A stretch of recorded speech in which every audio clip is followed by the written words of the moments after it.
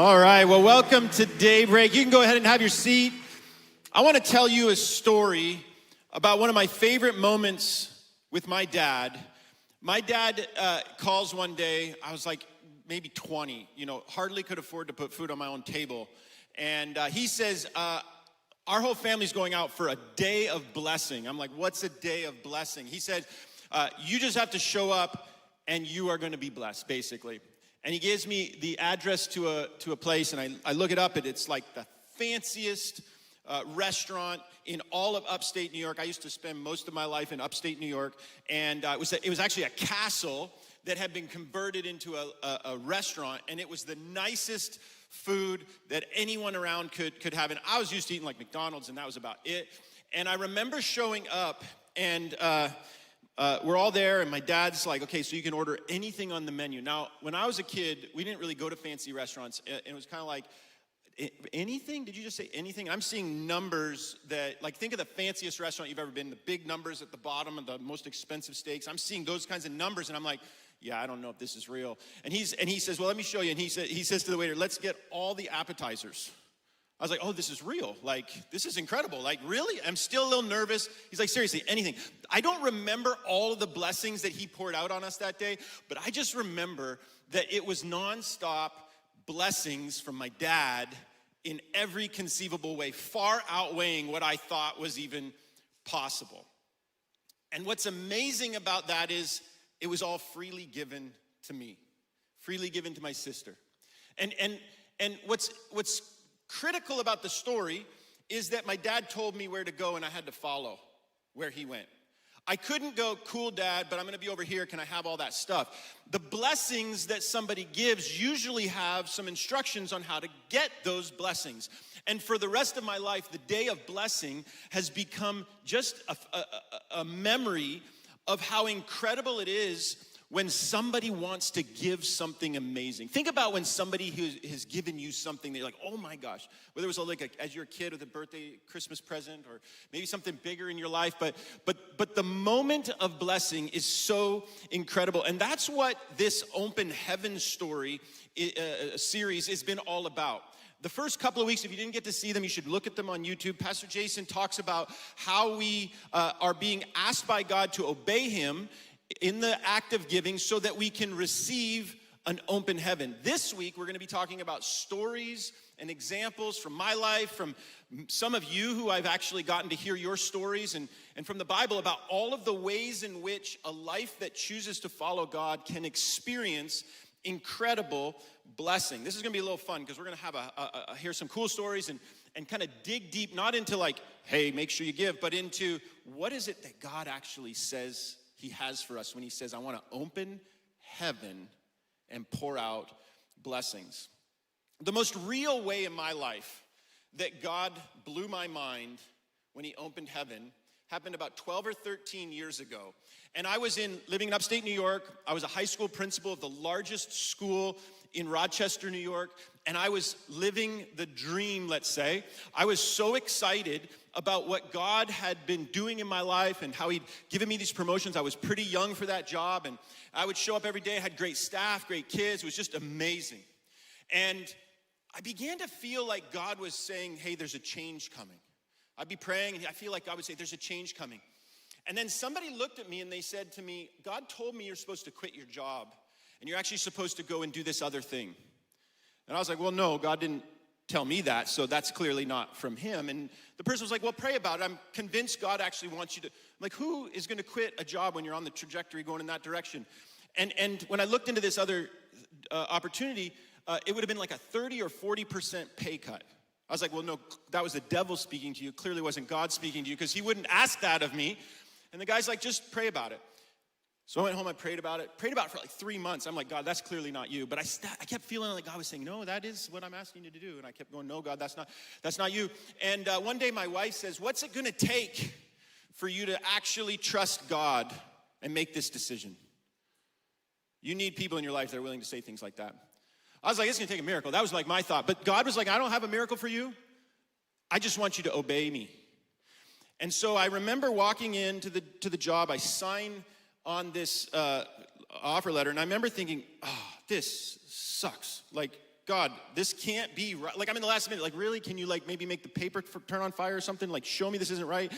And I remember praying this prayer, okay, God, I guess that means we're gonna lose the house we just built last year, and I'll never get to go rock climbing in Yosemite. Now, that may sound like a dumb second anger point with God, but my whole life, I wanted to be a rock climber, a good rock climber. And if you're a rock climber, you wanted to go to Yosemite and climb. It's like a surfer wanting to be able to do pipeline.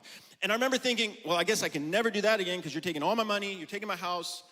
And what's crazy is God must have been looking, you dumb little teenage boy, like what are you thinking? Like you're acting like an idiot because he had these other blessings I could never have imagined that he had for me. Fast forward 12 years, last month I took 10 guys from Daybreak and taught them how to rock climb in Yosemite because God moved me from New York to California. He let me go to Yosemite like 20 or 30 times in the last 6 or 7 years, and I get to take people there. And I was sitting there with this pen, angry at God, going, you're taking all the good things away. And God's like, you have no idea if you would let go of that. Just open your hands what I could possibly give you. And that's what today is all about. Today is about discussing and thinking about what is it that we have no concept of that could possibly happen when God opens heaven and our hands are open and ready to receive it. Jesus told a whole bunch of parables, something like 38, 39 parables, and 40% of them are about surrendering our stewardship of our resources. That's a lot of his teachings where he's going, hey, I know this is an area that's tough for you. And I want to talk to you about what can happen when we surrender our lives to him. If you got a Bible, you want to turn to Luke chapter 12. We're going to spend the rest of our time in the book of Luke. And I hope that you take some notes. I think there's some cool things in here for us to take a look at. Now, who in this room is the kind of person when you read a book, you go to the last page and then you see what the story ends and then you'll read it? Who does that? Control freaks right there, putting up your hands. No, I can relate to it. My wife loves to know the end of the story before she gets to the beginning of the story, to know whether she's going to watch the movie or read the book. And so I want to give, for those of you who are in that category, I want to give you the end of the story, Luke 12:32. At the end of Jesus' parable, he says this, do not be afraid, little flock, for your Father has been pleased to give you the kingdom. Jesus is teaching about how to steward our resources and how to surrender them to him. And he closes by saying, here's why. Because I want to give you the kingdom. The God of the universe who controls it all, greater than any king or kingdom that ever existed, says to the listener, I want to give this to you. I'm pleased to give this to you. And what I love about it is it's not, I'll give it to you if you prove that you're worth it. This is like an inheritance. When you make your will, you don't go, I'm gonna maybe give it to you. No, you write the will and it's like, when I die, this is what I'm excited to pass on to the next generation. When you write the will, you don't go, man, I hate my kids, but I guess I'll give it to them. If that's your situation, give it to somebody you love. Like do something with it that you love. This is a past tense. God has already determined your inheritance. He's already determined what he's going to leave you, and he says it's his kingdom. That sounds crazy to me. I don't know how that sounds to you. The only variable in this promise is me. It's you. God's not going to change. He's written his will. He's determined, and he's pleased about it. He's delighted to give you his kingdom. And the question I have to ask is, am I going to be willing to receive it? Am I going to be able to listen to whatever his clause in his inheritance is that would yield me getting it? Will I receive what God is offering? Inheritances are a funny thing. There's a man from the 1800s, 1860 something. His name was Henry Budd. He lived in England, and he had a very strange will. He left 200,000 British pounds to his two sons. That's about $30 million in today's currency. They're gonna split it 50-50, only one stipulation. Neither son could grow a mustache. Clearly there's some dysfunction in this family, but if you were in that family and you had a mustache, what would you do? Run to the bathroom, shave that thing off. I'm never gonna have $15 million for not having a mustache. That's pretty crazy. That's his one clause. And he wrote into it, even after I'm dead, 10 years later, if you get a mustache, the judge takes all the money back. If the gift is amazing, you do whatever it takes to get that gift. You know those guys were clean shaven the rest of their life, weren't they? And I would be too. If the gift is amazing, you do whatever it takes. And God's gift is amazing, and he only has one clause in his inheritance. And we're going to look at that later today as we get into this. But I want to share a few helpful truths when it comes to understanding what it means to receive these blessings and how that works. And the first truth I want you to write down is this: God delights in blessing me when I follow him. God delights to bless me when I follow him. It sounds crazy to put our trust in a God we can't see. Maybe you have never experienced the blessing of following him. But if you have, every single person I know that has always felt like it was clearly worth it, that God's blessings always far exceeded the risk of trusting him. And we need to be able to trust him regardless of the situation if we want to receive the open heaven that he offers. This is put to test in a friend of mine's life this past week. I have a friend, his name's Matt. He told me I could share this story. He sent me, while I was preparing this message, he sent me his life journal. Now, what a life journal is here at Daybreak, we teach you should read the Bible every day, and when you read it, you kind of journal on what is it saying about your life and what should you do, and then share it with somebody, a couple of friends maybe, to just like encourage them and be accountable to it. And so Matt sends me his life journal 3 days ago. And the other thing you need to know about Matt is he's currently, last week, started chemo for this big tumor that's on the side of his head. And so as he was reading and doing his journaling, he read this verse, Psalm 20, verse 7. Some trust in chariots, some in horses, but we trust in the name of the Lord our God. And this is what he wrote as his journal entry. It's when we're brought to our knees that we realize how frivolous the pursuit of material things really is. The best part of suffering, think about that sentence. He's in the middle of chemo for cancer, pain in his head like crazy. And he says, the best part of suffering is realizing you have nothing in this world that you can cling to. This past week, I didn't go to God in every situation I could. Honestly, I grinned and bared it a lot, and the pain and discomfort was agonizing. There were times in the end, though, when I was alone, that I went to him. And when I went to him, there was this strange sense of peace in the moment that was so uncomfortable, it was wild. And then he closed by writing out this prayer. Heavenly Father, forgive me for not coming to you in every moment of weakness this past week. Forgive me for trying to do it alone, but thank you for the lesson where I realized I don't have to do this alone. And when I ask for your comfort amidst the pain, it suddenly carries a different weight. I don't know what will come of this, God, but my hope is that it will bring you glory. For it is in this suffering that I can truly experience the joy of really living. Thank you for the gift this week. Man, I almost cried when I read that. Actually, I did cry when I read that, I should be honest. If Matt can trust God through cancer and suffering and experience the blessing of peace and joy and proximity and closeness with God, what can we get? What can we receive if we'd be willing to trust God in whatever situation we have? If we would be willing to trust God with our finances, with our relationships, with our whole life. God delights in me when I follow him. That is a beautiful truth. That is the best truth you will ever get. Let's jump right into this parable now. So parable in Luke chapter 12, there's this inheritance between two brothers. Now, in the Old Testament times, the New Testament biblical times, the Jewish people went to rabbis to dispute the law. And so there's this two brothers, and they're fighting over the inheritance that has been left to them. And this is actually a super simple case. Didn't need any lawyers. The law is really clear. The oldest son in any inheritance would get a double portion, and the rest of the heirs would get a single portion. The dad didn't really get to pick. This is just how it was written in their law. And so this one man comes and says, hey, cut the teaching. I need to ask you to do an intervention. Make my brother give me my inheritance. Pretty clear cut. Very easy answer. Luke 12:15. This is what Jesus says in answer. Then he said to them, watch out. Be on your guard against all kinds of greed. Life does not consist in an abundance of possessions. Jesus doesn't answer the question. The question was clear. The crowd around knew exactly what the answer was. Give him this portion, either the double or the single portion. There's no other options here. But Jesus knew he was touching on something else. The question really wasn't about the inheritance. The question was about the trajectory of the man's life and his soul and his happiness and his fullness. A couple days ago, I was picking up my daughter at gymnastics, and the way the pickup works is everybody is super antsy to get out of there, but you can't wait until they release all the kids.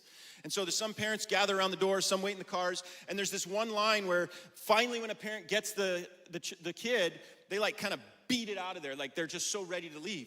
And there's this one mom, and she has this complete wild child toddler. And it's got one of those little restraints on the back, so you can kind of control the child, right? And I mean, the kid's hair, he's got the biggest white afro you've ever seen, and he's only like 3. I mean, it is going every direction. And he's like resisting this thing. He's trying to get away the whole time. She keeps yanking him back, and everybody's parents are kind of watching it. And finally, she's distracted, and he breaks free, and he loses his mind. And he's like, oh my gosh, this is the best day ever. And he's like, you know, toddlers don't run straight. They're like, just when she'd grab him, he'd like zip to another direction and just lose it. And this kid was experiencing the wild freedom and joy of life, free from mom's restrictions, right? Until he starts to head towards the lane where the cars are zipping out. And the mom like lunges after him, grabs him, pulls him back, and the kid just blows the biggest tantrum. And every parent's like, oh yeah, I can relate to that. That's horrible. But that kid was safe. How many of you know that toddlers only have one job, it's to try to get killed? And then parents have one job, which is try to stop them from getting killed, right? But that kid's blowing his mind because his mom's restricted him. He's so angry because he can't have the freedom he wants, but the mom knew better. The mom sees the whole picture. How often are you actually like the toddler, running full steam into something, and you have no idea what's on the other side? You think you know. I think I know. How often is God going, watch out, be on your guard? No, not there. Sometimes the best blessing we can get is that we're close enough to God that he can just smack us away from the danger that we're headed towards. And I can't tell you how many times I've been so angry with God because he won't let me have some, but I have no idea what he's preventing me from experiencing or preparing me to experiencing. See, in this story, Jesus knew that the inheritance was a great thing, but he also knew it was tremendously dangerous. He knew that in our hearts, we can find ourselves restricted by money. We can find ourselves prevented from something greater because we're holding on to something smaller. And so Jesus is like, let me explain this to you in a parable. And it's too long for me to read you the whole thing. Luke 12 you should look at. It's an amazing passage. But basically there's this really rich man who is a farmer, and he has all this land, and he's doing really well, and then all of a sudden there's this crop that just blows his mind. It's the biggest windfall of money he's ever had, and it says he fills his house and there's no more room for it, and the wealth keeps coming. And there's so much wealth that he's like, what am I gonna do? I'm gonna build bigger barns, I'm gonna build bigger houses, I'm gonna have a bigger life and more things. And then he gets towards the end, and this is what the man says in verse 19. He says, I'll say to myself, you have plenty of grain laid up for many years. Take it easy. Take life easy. Eat, drink, and be merry. Basically, he's saying, I've achieved the American dream. Bigger houses, more rooms, better cars, a better life, better restaurants, better trips, better travel, whatever it is. I've achieved it all.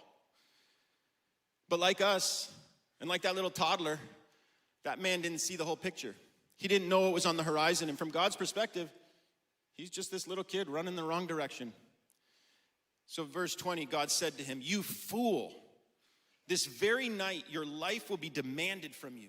Then who will get all that you've prepared for yourself? And then he drops the zinger line right here, verse 21. This is how it will be for whoever stores up things for themselves, but is not rich toward God. This is a story not for some old people a long time ago. Jesus goes, this is for everyone, for whoever stores up stuff for themselves, but isn't rich toward God. He's not saying storing up stuff and having stuff is bad. In fact, he wants to give us good things. He's saying if you're storing up for yourself and not rich towards God, there's a problem. And that problem is destructive. This is God's inheritance clause. This is the decision that we can make that opens us up to receiving the blessing God has for us, that we would choose to be rich toward God. It's a good little self-inventory. Am I choosing, as I accumulate and as I am blessed, am I also choosing to be rich toward God? And this is truth number 2 I want you to write down. I follow God's way when I choose to be rich towards God. I follow God's way when I choose to be rich towards God. This choice is simple, but this is a very hard choice. Anything else is rejecting him. So Jesus goes on to lay out all these incredible blessings. He says this in verse 22, do not worry about your life, what you'll eat, about your body, or what you'll wear. And then he goes on for 10 more verses describing this amazing amount of blessings. He says God will bless your time. He'll bless your labor. He'll bless your resources, your mind. He will literally bless every part of your life. The only guideline is, are you going to choose to be rich toward God? And at the end of the parable, he summarizes it this way in verse 31. But seek first his kingdom. That's God's way. Seek first his kingdom, and all these things will be given to you. This entire list, your time, your talents, your labor, your resources, your mind, everything he gives back to us. And then we get to the last verse 32 that we started with. Do not be afraid. Jesus knew that this is an incredible opportunity, but it's scary as heck. He knew that giving my whole life to God doesn't seem good. My whole life has been about protecting it. And he knew that we needed to be encouraged and be challenged not to be afraid. Little flock, for your Father has been pleased to give you the kingdom. Now you might go, yeah, sure, Pastor, you in the Bible, it's kind of circular logic. Of course you're going to agree. I texted about 40 people, Daybreak, or some sitting right around you. I said, hey, can you just text me back an answer to this question? How has God blessed you as you have chosen to obey him? I'm going to give you their quotes verbatim. Simple. Obedience to God's will in my life has equaled freedom. Here's another one. Every time I've trusted him, he's amazed us with faithfulness, blessing our family in ways we could never have planned or deserved. Here's another one. He has given me peace, security, foresight beyond my understanding, and he's blessed my house with health and prosperity. Obedience to God has brought unfathomable peace, purpose, and joy to my life. I'm guessing every one of you has heard something in there that you're like, oh, I'd like that. Oh, that would be really great. Are my hands open enough to receive? Here's another one. God owns everything. When I follow his teachings and manage his resources well, he blesses me with more. It's so basic. None of us would ever trust someone else to manage our money if they weren't already good money managers. That's convicting. Here's another one. Anxiety over fleeting material things has been washed away. The meaning I assign to the circumstances around me now is filtered through Jesus, which brings peace and joy regardless of which way the winds are blowing. Here's the last one I'm going to share today. Several years ago, I surrendered everything, including our business and finances, to God. The near immediate response was overwhelming. His hand is in everything, and a simple act of obedience made it hard to ignore the blessings that have followed. And here's the final truth I want to share today. When I am rich toward God, he takes care of every part of my life. When I am rich towards God, he takes care of every part of my life. I've experienced his blessings, and I don't want to miss any of it. The end of the story from the very beginning is that we never lost the house. We lived in that house for 5 more years, never missed a mortgage payment, and then God moved us from upstate cold New York to beautiful San Diego so I could be here. You want to talk about blessing? If I'd have never let go of what was in my hand, I wouldn't be standing here before you today. I wouldn't be living the incredibly blessed life that God has given me. Now, I'm a forgetful person. I very easily forget to do things I want to do. I'm the kind of guy that Jenny will say to me, my wife will say to me, hey, I need you to go to the store, I need you to get milk and eggs. And I will say, hey, text that to me so I don't forget. And I'll get to the store and I'll get the eggs and a whole bunch of other things. And I'll come back and she'll be like, where's the milk? And I'll be like, shoot. She'll be like, I texted you. I'm like, I know, I'm forgetful. And I'd have to go back to the store. I'm this way with giving. If I don't plan it and schedule it, I don't do it. It's not because I don't want to. I know the blessing. I'm just forgetful. So my family, we've set up recurring giving to make sure we don't forget. That's just a tool that helps us with it. Our kids have caught the vision for that. They get their allowance, they put it into a little app, and they cut out 10% to give to God because they've watched us do it and they know the stories of blessing. The other day, my girl, both of them actually in the last month, they got some money from babysitting or something like that, and they said, hey, how do I give more than 10%? I was like, why do you want to do that? And my one daughter, kid you not, says, well, the church is reaching a lot of people, and they need to reach more people. And I know that amusement ride at Future Night costs a lot of money, so I want to figure out how to give a little bit more. I was like, part of me's like, I don't know if we're gonna be able to cover that ride with that a little bit more, but like that faith is amazing, isn't it? Because she thinks she's an owner. She's like, I'm helping people meet Jesus. The joy that comes from that's crazy. We got a whole crew of people, a team you've heard us talk about a little bit called Kingdom Builders. Kingdom Builders is anybody. We got kids on Kingdom Builders. We got DLC students on Kingdom Builders. We got single mom on Kingdom Builders. We got rich businessmen on Kingdom Builders. It's a group of people who say, I want to follow God with tithes and offerings. Tithes is the 10%. The offerings is more. I got more I want to give. God's given me a heart for more. And these are some of the projects we've done in the last couple of years that have allowed us to reach so many more people. You see that one over there that says 3,500 pastors, training of 3,500 church planters in East Africa. 3,500 people are out there planting churches in Africa because people said, I'll give a little bit more. 100,000 meals packed for kids. We built churches. We've got stuff at the San Diego. I could go on and on about this. This is people going, this is so much fun when I let go of stuff and give it back to God. And you know what every single kingdom builder has told me? I actually get more out of this. It's like God's blessing me in every part of my life. Why wouldn't I do this? I love this. Because it's not about money. God doesn't need my money. He doesn't need your money. He owns it all. He made it all. That's ridiculous for us to think God needs our money. God just knows that sometimes the money's in our hand and it gets in the way. Or it becomes an idol to us. And he's like, I just want to get that out of your way. I want to share a story on the video here of a couple that has chosen to live with open hands and the blessing that they've received. Hi, I'm Daniel DeVille. And I'm Emily. I remember vividly the very first time that I did the math and calculated what I was going to give. And to be clear, I had nothing. But giving when I had nothing was almost more painful than finally giving when I had something. But when we came together as a married couple, it was just naturally a part of what we were doing. So we continued in obedience. So we specifically choose to, out of obedience, tithe to the church because we see what God can do when it's put into his hands specifically. Whether we're together or whether I'm doing it and we're not together, we'll at least get on the phone and we proverbially click the button together.